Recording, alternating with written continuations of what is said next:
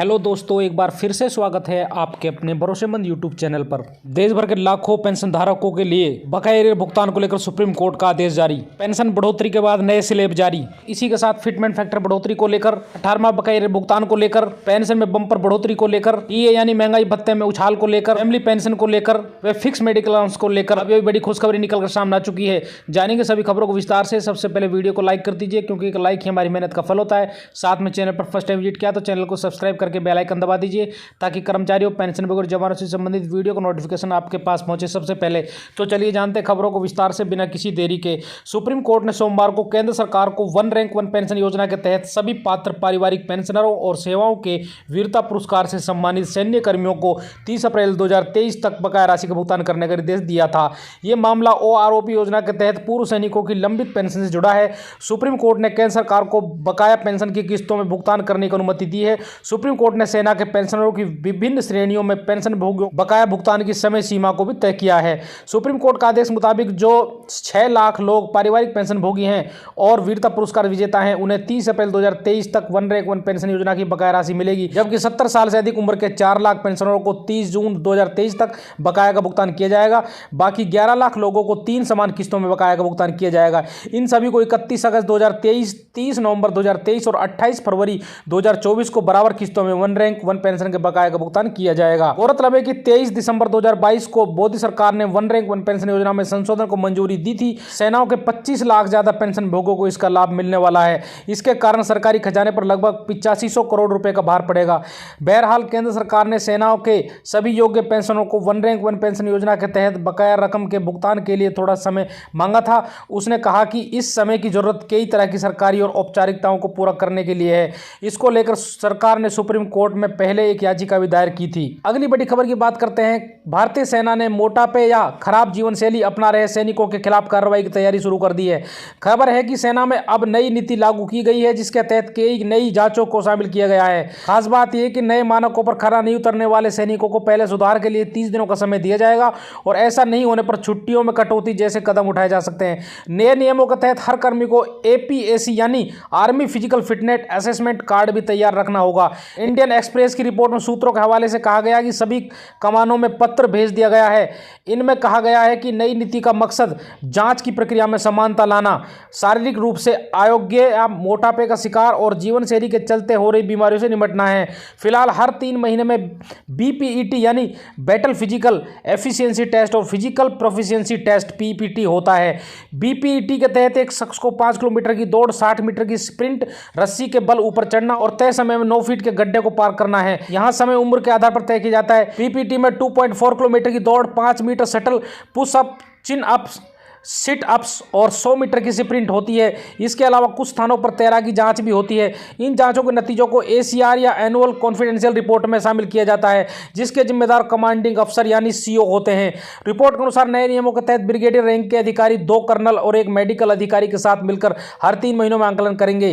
सैनिकों को BPET और PPT के अलावा कुछ और टेस्ट भी देने होंगे। इनमें 10 किलोमीटर की स्पीड मार्च और हर 6 महीनों में 32 किलोमीटर का रूट मार्च शामिल है। साथ ही 50 मीटर का तैराकी का टेस्ट भी देना होगा। सभी सैनिकों को आर्मी फिजिकल असेसमेंट का कार्ड तैयार रखना होगा और टेस्ट के नतीजों को 24 घंटे के अंदर दाखिल भी करना होगा। रिपोर्ट के मुताबिक जो सैनिक इन मानकों पर खरे नहीं उतरते हैं या ओवरवेट यानी तय से अधिक वजन के पाए जाते हैं, उन्हें स्थिति सुधारने के लिए 30 दिनों का समय मिलेगा।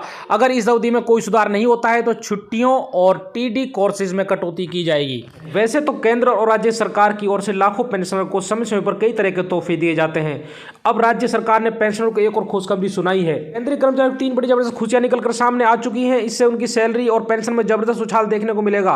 साल 2024 के कर्मचारी और पेंशनरों के लिए काफी महत्वपूर्ण रहने वाला है, क्योंकि साल की पहली 6 माह में कई बड़े बदलाव होने वाले हैं। लोकसभा चुनाव को मद्देनजर रखते हुए सरकार का पूरा ध्यान इनकी तरफ रहेगा। पहली खुशखबरी की बात कर लेते हैं। अब राज्य सरकार ने पेंशनरों को एक और खुशखबरी सुनाई है। अब से आपकी पेंशन साल में 2 बार बढ़ाई जाएगी। एक बार जुलाई और दूसरे जनवरी में। जुलाई महीने में आपकी 5% पेंशन बढ़ाई जाएगी, जनवरी महीने में आपकी 10% की बढ़ोतरी की जाएगी। यानी इस हिसाब से कर्मचारियों की पेंशन में हर साल 15% की बढ़ोतरी देखने को मिलेगी। लेकिन उससे पहले आपको बता दें कि इससे राज्य सरकार के कर्मचारियों को कोई फायदा देखने को मिलेगा। राजस्थान सरकार ने न्यूनतम आय गारंटी कानून लागू कर दिया है। राजस्थान देश का पहला ऐसा राज्य बन चुका है जिसने एक कानून लागू किया है। इस गारंटी कानून से हर साल पेंशन में बढ़ोतरी देखने को मिलेगी, साथ ही सामाजिक सुरक्षा पेंशन की गारंटी भी दी जाएगी। देश भर के करोड़ों पेंशन धारकों के लिए एक और बड़ी खुशखबरी आ चुकी है। अक्सर देखा गया है कि पेंशनभोगी अभाव में जीते हैं क्योंकि उनकी पेंशन काफी कम होती है। ऐसे में वो अपना गुजारा नहीं कर पाते हैं। उसी को देखते हुए संसदीय समिति ने सिफारिश दिया था कि पेंशन में 65 साल से ही एडिशनल पेंशन का फायदा दिया जाए। अभी के नियम के हिसाब से 80 साल पूरी करने के बाद आपकी पेंशन में 20% की बढ़ोतरी की जाती है, लेकिन ऐसी बढ़ोतरी करने का कोई फायदा नहीं होता क्योंकि उतनी उम्र तक बहुत ही कम पेंशनधारक जिंदा रह पाते हैं। पेंशनधारकों की कठिनाई को देखते हुए संसदीय समिति ने एडिशनल पेंशन को लेकर केंद्र सरकार को 2 प्रस्ताव दिए थे। पहला प्रस्ताव यह था कि हर साल पेंशन में 1% की बढ़ोतरी की जाए। वहीं पर दूसरा प्रस्ताव था कि अगर सरकार हर साल 1% की बढ़ोतरी नहीं कर पाती है तो हर 5 साल पर 5% की बढ़ोतरी की जाए। संसदीय समिति ने देखा कि बहुत सारे पेंशनभोगी कठिनाई में अपना जीवन बिताते हैं, उसी को देखते हुए पेंशन में बढ़ोतरी की जानी चाहिए क्योंकि देश की आर्थिक स्थिति के हिसाब से पेंशन काफी कम है। दूसरे देशों में पेंशनधारकों को बहुत अच्छी खासी पेंशन मिलती है, लेकिन भारत में पेंशन की मात्रा दर बहुत कम है। ऐसे में पेंशनभोगी अपना जीवन कैसे बिताएंगे, उसी को लेकर संसदीय समिति ने केंद्र सरकार के पास प्रस्ताव भेजा। के करोड़ों केंद्रीय कर्मचारी पेंशन धारकों के लिए साल 2024 की पहली गुड न्यूज महंगाई भत्ते का नया आंकड़ा जारी हो चुका है। अच्छी खबर यह है कि महंगाई भत्ता 50% का मिलना लगभग तय माना जा रहा है। पिछले आंकड़ों तक की महंगाई भत्ता इसके करीब पहुंच चुका है। रिटेल और थोक महंगाई दर में जबरदस्त उछाल का इशारा मिल चुका है। महंगाई भत्ते के आंकड़ों में जबरदस्त उछाल देखने को मिल सकता है। ये कन्फर्म हो चुका है कि कर्मचारियों को 1 जनवरी 2024 से 50% महंगाई भत्ता तो मिलेगा ही, साथ में 51% मिलने से इनकार नहीं किया जा सकता क्योंकि दिसंबर या CPI इंडेक्स के नंबर सभी बाकी हैं। अगर इंडेक्स में तेज उछाल आता है तो महंगाई भत्ता 50% के पार भी पहुंच सकता है। लेकिन यह कन्फर्म हो चुका है कि फिलहाल कर्मचारियों को 4% महंगाई भत्ता बढ़ने की पूरी उम्मीद है और महंगाई भत्ता 46% से बढ़कर 50% हो जाएगा। एक खबर की बात करते हैं। केंद्र और राज्य सरकार की ओर से लाखों पेंशनर को समय समय पर कई तोहफे दिए जाते हैं। अब राज्य सरकार ने पेंशनर को एक और खुशखबरी सुनाई है। अब से आपकी पेंशन साल में 2 बार बढ़ाई जाएगी। जुलाई महीने में आपकी पेंशन में 5% की बढ़ोतरी और जनवरी में आपकी पेंशन में 10% की बढ़ोतरी देखने को मिलेगी। यानी इस हिसाब से कर्मचारी की पेंशन में हर साल 15% की बढ़ोतरी होगी। लेकिन उससे पहले आपको बता दें कि इससे इस राज्य सरकार कर्मचारियों को ही फायदा देखने को मिलेगा।